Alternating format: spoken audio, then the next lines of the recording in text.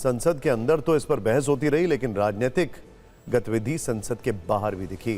तमिलनाडु में चुनाव है और इसी चुनाव के बीच परिसीमन का मुद्दा आया। आज इसके विरोध में तमिलनाडु के सीएम स्टालिन ने काला झंडा फहराकर परिसीमन के प्रस्ताव का विरोध किया। आज संसद में भी डीएमके सांसदों ने काले कपड़े पहने थे। विपक्ष का आरोप है कि सरकार डीलिमिटेशन प्रक्रिया के तहत उत्तर भारत और जिन राज्यों में वो मजबूत है वहां सीटों की संख्या बढ़ाना चाहती है, लेकिन सरकार का कहना है कि सीटें अनुपातिक हिसाब से बढ़ रही हैं, किसी के साथ भेदभाव नहीं है। विपक्ष का यह भी तर्क है कि नए परिसीमन से उत्तर और दक्षिण भारतीय राज्यों में सीटों का फासला बहुत बढ़ जाएगा, जो भारतीय जनता पार्टी को फायदा पहुंचाएगा। सरकार का तर्क है कि लोकसभा में जिन राज्यों का प्रतिनिधित्व प्रतिशत के आधार पर जितना है उतना ही रहेगा।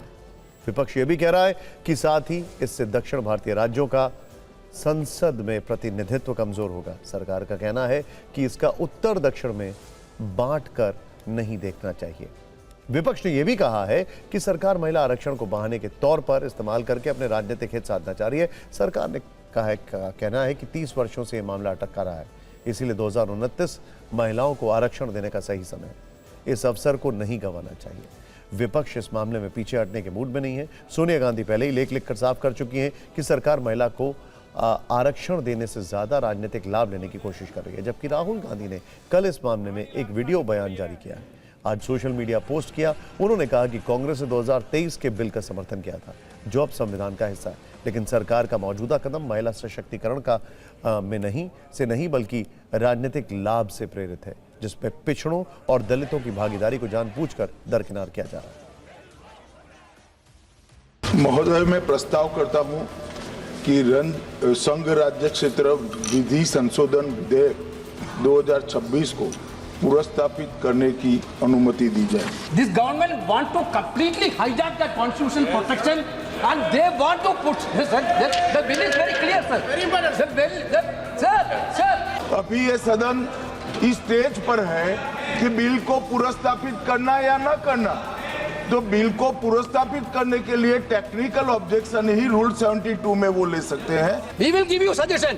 Then call an all-party meeting. Don't get the leg purchase. Then pass the bill unanimously.